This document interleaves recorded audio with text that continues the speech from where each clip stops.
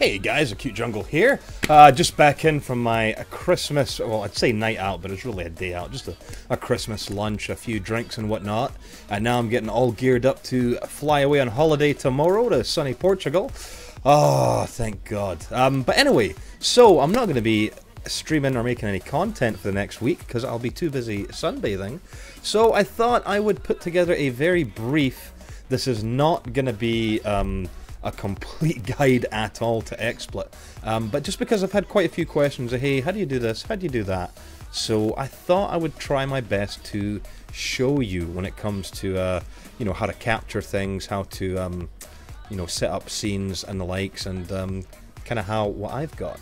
So let's start off by this, right? So this is my desktop. Now, as you can see, there's nothing there, but down here at the bottom, I do have things open, right? That's because everything's on a second monitor. If I drag my XSplit over here, now of course we're going to get that weird kind of stereo effect. Not stereo, but you know, the kind of, whoa, look, it goes on for infinity, right? So as you can see here, in my stage, this bottom left area here is the stage. All I have is the desktop highlighted, right?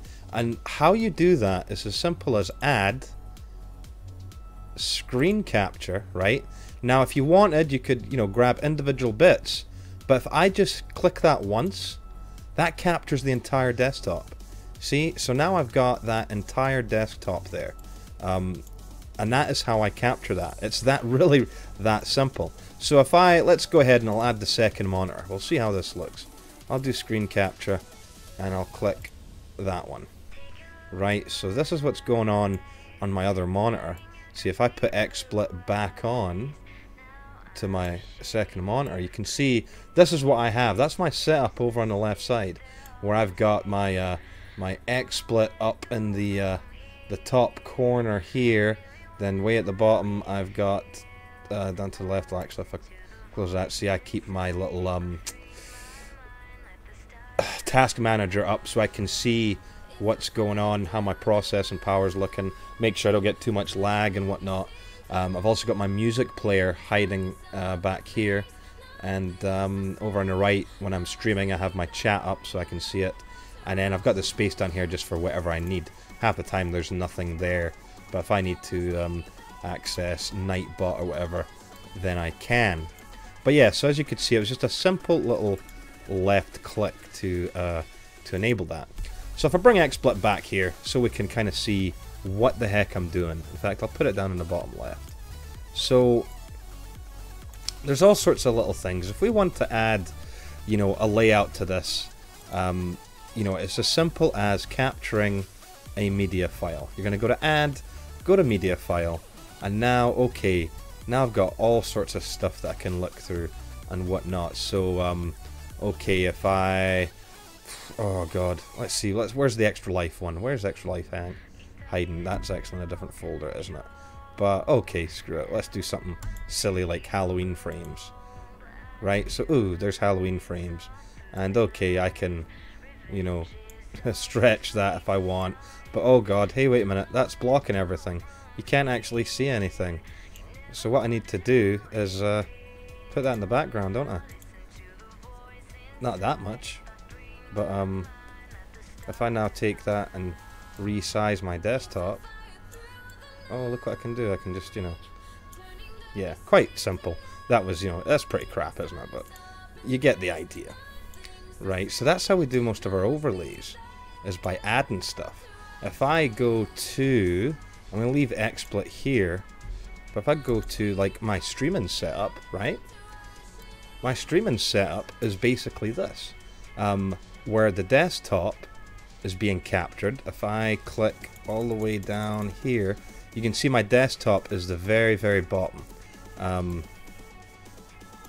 know if there's a nice, I could try making this a bit bigger, I suppose. I'm just mindful of the kaleidoscope effect. I know that's gonna maybe trigger some people, so I'll try my best to do that, right? So as you can see at the bottom is the desktop.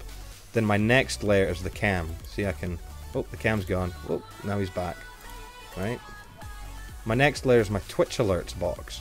My Twitch alerts box is Simple as that, right? That's the type of source that is a web page. If you go to add source, go to other, and then add in web page URL, whatever service you use, whether it's through a Nightbot, you know, there's I can't remember the Night Dev alert names, but you know, there's Twitch alert, there's, you know, all sorts of things. You get a unique URL, and that'll give you your alert box. Same, my overlay, see, is just that. Same with this. This is a text file for my music, so that's just add other and go to, where are we hiding? Where are we hiding? Text, right there. What else? Where are we hiding? There's got to be some other things here. Yeah, I've got other widgets. There's another alert that pops in the bottom right. One of the neat things that you can do, if I just take this out the way, you see this one right here, raid time, and it's unchecked. Well, there's a reason it's unchecked, and that's because, I'm just popping it over there out the way. If I tick it, oh, look what happens, that pops up. So like when I'm playing Destiny, and we're about to get ready to do a raid, boom, that pops up on screen. It's raid time, right? You know, it's just a handy little thing you can do, is by grabbing an image, you know, you're able to do transitions like that. It's the same if I do like my starting, no, not my starting screen, my intermission screen, right? If I pull up my intermission screen, right? See how there's these graphics here? And it says intermission, okay, it's got welcome to jungle. Oh look, that one on the right is actually, you know, kind of turning. It's quite neat, right? It's quite cool, quite easy, quite simple. Oh, and look, now that one's changing as well. What I've actually done there, if I do this, right? If I do, where in the heck is my view? Yeah, preview editor. This is a handy feature of XSplit, right? So if I go here to just desktop, right? So I've got a preview editor now. So this is actually not my current active XSplit window. This is just a preview editor that I can manipulate and mess around with prior to us, you know, choosing it as the active panel. So, what's going on here? Why is this stuff? There we go. Thank you. That's better. My little graph thing had went away. So, if I look at this, right, this image slideshow, and that's basically going to add and go to, is it other? Yeah, image slideshow, right? If I right click on this and look at the options, I've just got two images here, intermission and right back. Now these, I have no graphic design abilities whatsoever, but what I've done is I went online, and it's easy to Google this. You can find online cool text generators, right? And just choose which font you want, make the text, save it, there you go. So I chose this kind of metallic theme, as you can see, and the text itself was normal, but what I've done here is with the layout, if you notice, okay, that's -5, -32, and 0, right? I've been able to twist this. So what was that? That was -5. That was -32, wasn't it? Now I've just done that to make it easy to get back to where I wanted to go. But if you can see with XSplit, if you hold Shift while you've selected your source, what you can do is you can actually just twist and turn this however the heck you want. Get the look that you're looking for. Let me just put that back to where it should be. That was -5, and that was -32, right? And then of course I did the same thing with the slideshow down here on the bottom right. It's just a slightly different angle. But you know, so it's as simple as that. So you can alternate this stuff. As you can see, it's all the same things. It's all the same things. One neat little trick, if you see this graph that's down here, right? That graph is, if I go back to, no, I'll leave this up. It's from my music player. that graph is this little part right here. And all I did for that is a screen capture, right? I did add, screen capture, and then what I did was, I took this line and I just selected like that, right? And that now has captured that tiny little bit. And okay, it shows up as black, so that's no good. So what we need to do is go to color, do color key, set it for black, and so now I've set it up as transparent. And that is how I created that. That was very, very simple to do. A nice, easy little trick there for you. And that'll work with just about any music player. So not bad, not bad. But, so okay, here's the question though. Let's go back to bring the camera up. I'll get my little monster cat out the way. I'll close the preview editor. No thank you, I don't want to change any things there. I'll just get this, sorry about this. Unprofessional. Right, so that's all fine and dandy. The question is, how do I capture my game footage? Now, you've got options, right? If you had a capture device, you could you know, you could add, and it would be game capture, whether that's just playing a game or whether you have a capture device, right? So if you have a capture card, that's going to show up right there. But I don't use any of those things. What I do, if I pop this back out the way, is I use the Xbox One app. So the Xbox One app is down here on my taskbar. I open that up, and so as you can see, you're seeing exactly, obviously, what I see on my desktop, right? I've made that clear. I don't have my Xbox turned on at the moment, I'm afraid, so that's no good, is it? That's quite silly. In fact, if you give me 2 seconds.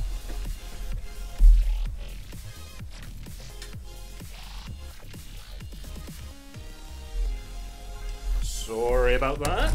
Right, so I've grabbed my controller. Just fired the Xbox up. The app might not like that, actually, the fact that I'm now turning my console on. Okay, console's on. Let me connect the console. Come on. Connect. There we go. So now I'm online. But you're still only seeing the app. So okay, I can see all my friends who are on. I've got my feed, this and this. But if I press this button over here, which you can't see, because I'll click that back over there, game streaming. This is a feature that's on Windows 10 on the Xbox One app, is you can stream what's happening on your console directly to Windows 10. So now as you can see, it says connecting to, on Xbox One.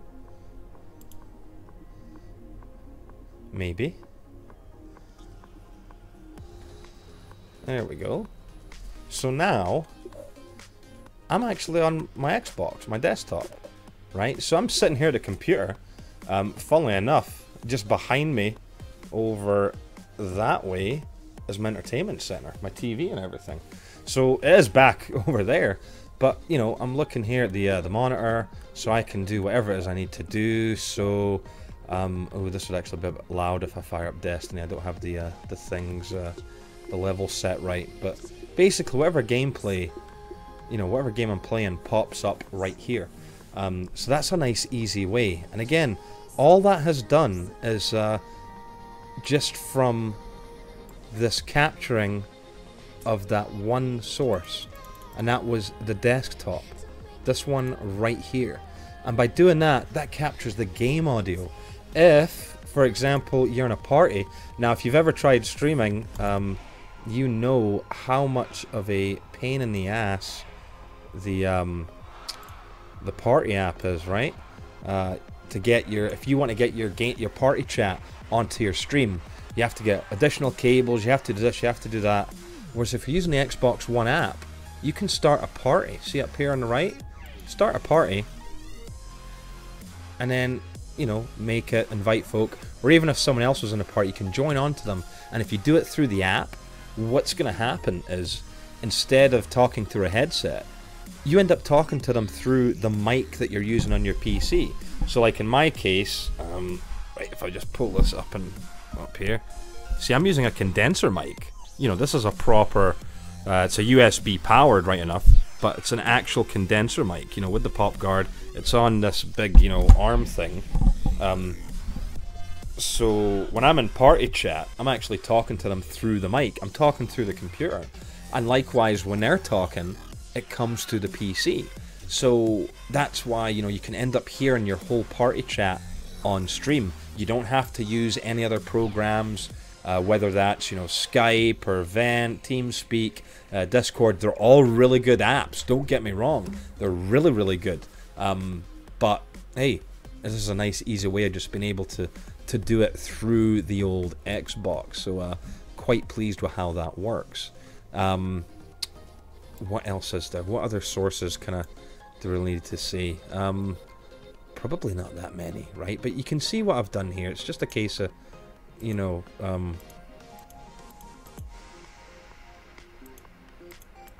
layers, right? You've got different layers.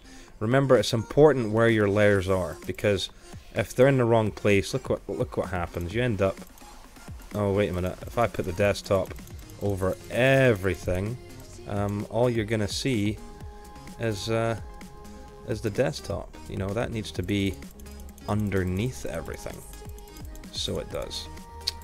But yeah, that's basically how to capture things.